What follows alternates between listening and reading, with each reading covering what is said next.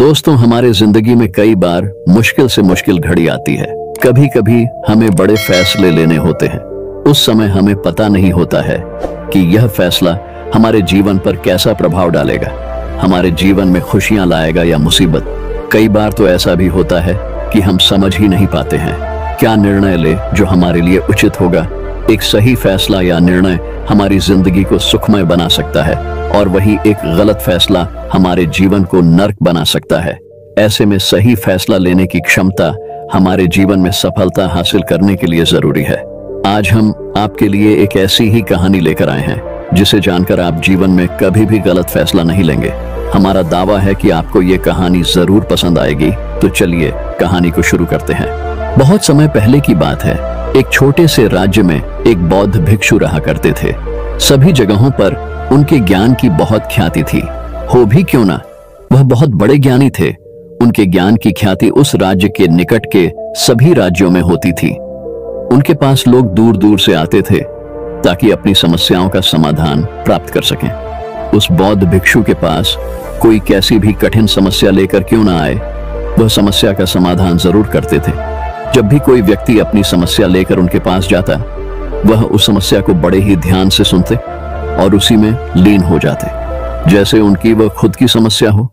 समस्या में लीन होते और कुछ देर के लिए अपनी आंखें बंद करते और समस्या के बारे में अच्छे से सोच विचार करते और उसके बाद उसका सही समाधान निकालते। ऐसे में कई लोग उनके बारे में यह सोचते थे कि उनके पास कोई चमत्कारित शक्तियां हैं, तो कोई कहता दिव्य दृष्टि है जिससे वह समाधान पूछते हैं और उसके बाद हमें बताते हैं। एक बार एक व्यक्ति ने उनसे यह पूछ ही लिया, गुरुवर, क्या आपके पास कोई अद्भुत शक्तियां हैं या कोई दिव्य दृष्टि है जिससे आप हमारी किसी भी समस्या का समाधान देख पाते हैं या फिर पूछकर बताते हैं। उस व्यक्ति की बात सुनकर वह बौद्ध भिक्षु जोर जोर से हंसने लगे। उसने उस व्यक्ति की बात का कोई जवाब नहीं दिया। जिस राज्य में यह बौद्ध भिक्षु रहते थे, उस राज्य में अजीब सी एक घटना घटी। उसी गांव में एक बूढ़ी औरत रहा करती थी जो अपने पूरे घर में अकेले रहती थी। उसका इस दुनिया में कोई भी नहीं था। उसके पास छोटा सा खेत था जिसमें वह काम करके अपने भोजन की व्यवस्था कर लिया करती थी। उस राज्य से होकर 4 मित्र अपने घर की ओर जा रहे थे। वे लोग अलग अलग गांव के रहने वाले थे, लेकिन एक साथ काम करने की वजह से मित्र बन गए थे। वे लोग 1 साल से दूसरे गांव में काम कर पैसे इकट्ठा करके अब अपने घर जा रहे थे। यह बात बहुत पुराने जमाने की है, जब कारें, बसें या रिक्शा नहीं हुआ करते थे। जब लोग पैदल ही यात्रा करते थे, इसलिए वे चारों मित्र पैदल ही यात्रा कर रहे थे। वे चारों मित्र अपने अपने धन को इकट्ठा कर अपने गांव की ओर जा रहे थे। उन चारों ने अपना अपना धन अलग अलग एक पोटली में रखा था। उस पोटली में उन सब की सारी कमाई थी। तभी उन चारों मित्र में से एक मित्र कहता है, मित्रों, इस तरह हम अपना धन अलग अलग रखेंगे तो चोरी हो सकता है। क्यों ना हम अपना धन एक ही पोटली में रखें, जिससे हम सभी ध्यान दे सकेंगे और हमारा धन सुरक्षित रहेगा। और जब हम अपने गांव के नजदीक जाकर अलग होंगे, तब हम अपना अपना हिस्सा अलग अलग कर लेंगे। उन तीनों मित्र ने उस युवक की बात मान ली और वे सभी मिलकर अपना धन एक ही पोटली में रख देते हैं और वे सभी मिलकर अपने गांव की ओर आगे बढ़ते हैं। चलते चलते काफी समय बीत चुका था और अब रात होने वाली थी। तभी आगे बढ़ते हुए उन्हें एक घर दिखाई दिया जहां वही अकेली बूढ़ी औरत रह रही थी। रात्रि का समय भी हो चुका था और इन चारों मित्रों को ठहरने के लिए कोई जगह चाहिए थी। इस पर वे चारों ने मिलकर योजना बनाई कि वे इसी घर में रात बिताएंगे। उन चारों लोगों ने उस घर की ओर बढ़ते हुए दरवाजा खटखटाया। तब वह बूढ़ी औरत ने दरवाजा खोला। उन मित्रों में से एक ने हाथ जोड़कर कहा, माता जी, हम अपने गांव की ओर जा रहे हैं, लेकिन रात हो गई है और हम इतनी रात में सफर नहीं कर सकते। हमारी आपसे विनती है कि आप हमें एक रात यहाँ ठहरने की अनुमति दें। सुबह होते ही हम चले जाएंगे। बहुत सोच विचार करने के बाद बूढ़ी औरत कहती है, तुम सभी आज रात के लिए यहाँ पर रुक सकते हो।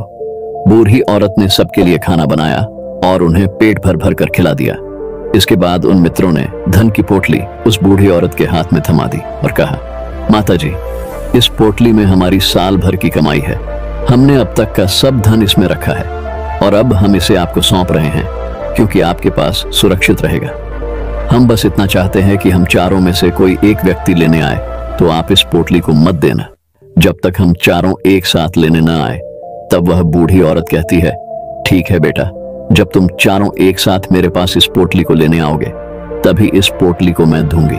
वह धन की पोटली उस बूढ़ी औरत को देकर चारों मित्र बेफिक्र हो जाते हैं कि अब उनका धन सुरक्षित है और वे लोग खाना खाकर गहरी नींद में सो जाते हैं।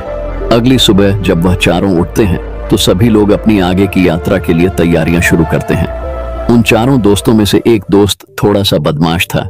वह अपने उन मित्रों से कहता है, भाइयों, इस बूढ़ी औरत ने हमारी रात भर खातिरदारी करी है, हमें भोजन कराया है, सोने के लिए अच्छा बिस्तर दिया, रात को सर ढकने के लिए छत दी है और हमने अब तक उसके लिए कुछ नहीं किया। वह बूढ़ी औरत अकेले ही खेतों में काम कर रही है। क्या हम सभी यहाँ से जाने से पहले बूढ़ी औरत की मदद नहीं कर सकते? उस बदमाश दोस्त ने मन ही मन यह योजना बना ली थी कि वह किसी तरह से भी उस बुढ़िया से पोटली हासिल करके ही रहेगा।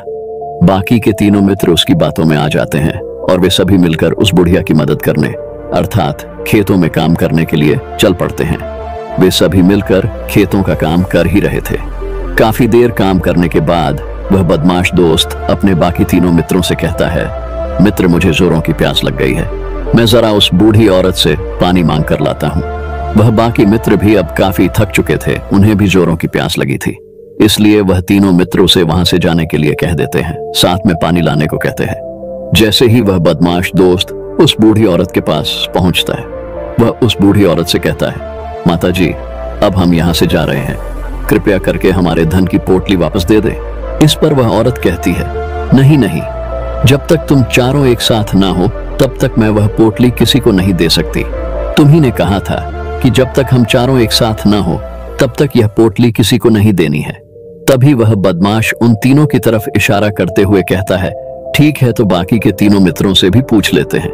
बदमाश मित्र का इशारा जब उन तीनों मित्रों ने देखा तो उन तीनों ने सोचा कि हमारा मित्र हमारे लिए पानी लाना चाहता है, इसलिए वह हमसे आज्ञा मांग रहा है। तभी उन तीनों मित्रों ने इशारे में कहा, ठीक है, ले आओ। यह देख उस बुढ़िया को यह लगने लगा कि अब चारों यहाँ से जा रहे हैं और ये अपनी पोटली मांग रहे हैं, इसलिए बुढ़िया ने पोटली लाकर उस बदमाश दोस्त के हाथ में रख दी। उस बदमाश दोस्त ने पोटली को हाथ में रखी और पीछे के रास्ते से वहां से चला गया और बाकी के तीन मित्र काम में व्यस्त रह गए। कुछ देर बाद जब वह खेतों में काम करके बुढ़िया के पास लौटते हैं और बुढ़िया से कहते हैं, माता जी, हमारा मित्र अभी पानी लेने के लिए आया था, कहाँ गया? उस पर वह बुढ़िया कहती है, क्या वह पानी पीने आया था? पर वह तो कह रहा था कि हम चारों जा रहे हैं, कृपया करके हमारी धन की पोटली हमें थमा दे। तीनों बड़े हैरान होकर उस बुढ़िया से कहते हैं, माता जी, भला हमने कब कहा कि हम पोटली मांगे हैं? हमें तो प्यास लगी थी, हमने पानी के लिए इशारा किया था। तभी बूढ़ी औरत उन तीनों से कहती है, परंतु अब तो वह पोटली लेकर जा चुका है। तभी वह तीनों मित्र माथा पकड़कर रोने लगते हैं और कहते हैं, माता जी, उसमें हमारा सारा कमाया हुआ धन था, वह अकेले लेकर भाग चुका है। हमने तो आपको कहा था कि जब तक हम चारों एक साथ ना आए तब तक आपको वह पोटली किसी को नहीं देनी है। फिर आपने ऐसा क्यों किया?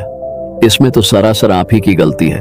हमने आपको उस पोटली की हिफाजत के लिए दिया था और आपने उसे एक ऐसे हाथ में दे दिया जिसने हमारा सारा धन लूट लिया।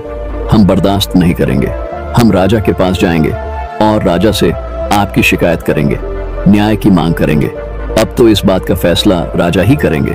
तीनों नौजवान क्रोधित होकर राजा के दरबार में पहुंच जाते हैं और अपनी सारी समस्या उस राजा को बता देते हैं।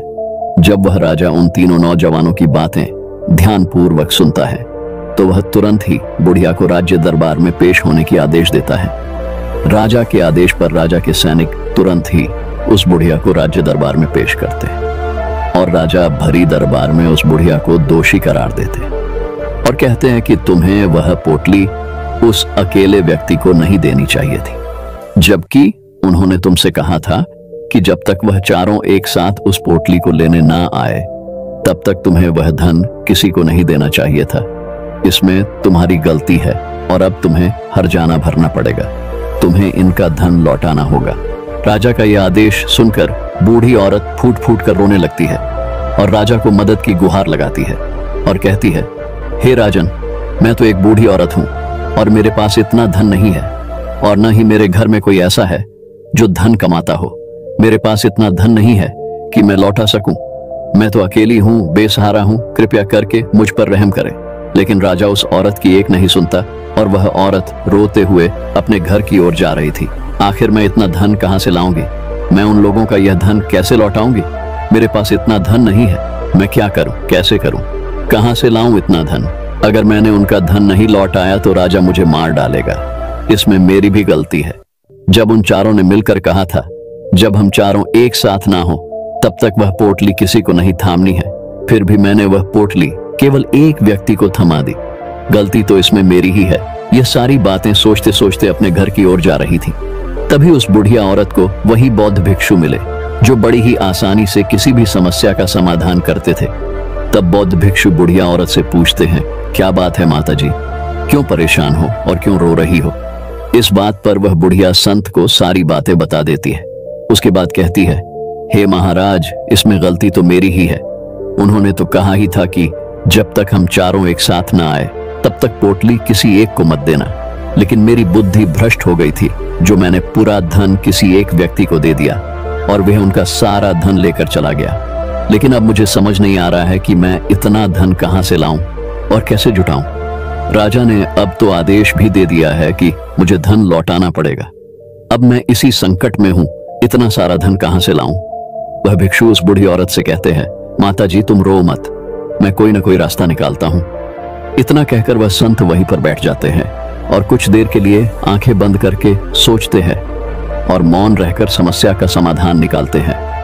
बहुत सोचने के बाद वे आंखें खोलते हैं और कहते हैं, माता जी, राजा का फैसला गलत है। तुमने जो किया उसमें तुम्हारी कोई गलती नहीं है। यह सुनकर बुढ़िया एकदम चुप सी हो गई और सोचने लगी, आखिर राजा का फैसला कैसे गलत हो सकता है? वह तो सबका न्याय करते हैं, तो मेरे साथ गलत कैसे कर सकते हैं? उस संत और बुढ़िया की बात आसपास खड़े सभी लोग सुन रहे थे। वे लोग भी अचरज में थे कि राजा का फैसला कैसे गलत हो सकता है। उनकी बातें सुन रहे वहां खड़े लोग बोले, राजा कैसे गलत हो सकते हैं? इस बुढ़िया ने ही गलती की है, चारों का धन एक को ही दे दिया। ऐसे में इस बुढ़िया को उनका धन तो लौटाना ही चाहिए। तभी वह संत उस बूढ़ी औरत से कहते हैं, जाओ और राज दरबार में कह दो कि आपका फैसला गलत है। पहले तो बुढ़िया इतनी हिम्मत ही नहीं जुटा पा रही थी कि वह भरे राज दरबार में जाकर यह कह सके कि आपका फैसला गलत है। फिर संत के कहने पर वह राज दरबार वापस लौटी और डरते डरते बोली, हे राजन, आपका फैसला गलत है। इतना कहकर वह राजा को सारी बातें सच सच बताती है। उस बुढ़िया की बात सुनकर राजा बहुत क्रोधित हुआ और उस बुढ़िया से कहा, कौन है वह संत जिसने मेरे फैसले को गलत बताया है? उन्हें क्यों लगता है कि मैंने सही निर्णय नहीं लिया है? मैं प्रतिदिन कई निर्णय लेता हूं, लेकिन आज तक किसी ने नहीं कहा कि मेरा फैसला गलत है। आगे राजा ने कहा, ठीक है, फिर उस संत को बुलाओ और उन्हें न्याय करने देते हैं। अगर उस संत ने सही फैसला नहीं सुनाया तो मैं उन्हें फांसी की सजा दे दूंगा।